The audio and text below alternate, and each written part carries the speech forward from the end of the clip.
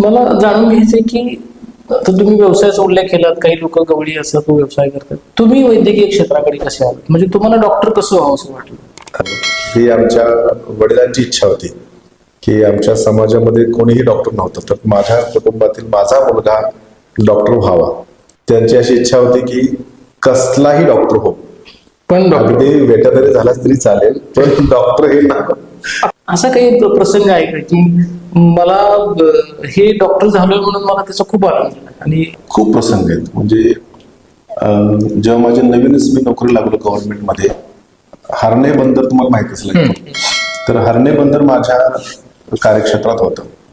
रत्नागिरी जिल्ह्यामध्ये दापोली तालुका.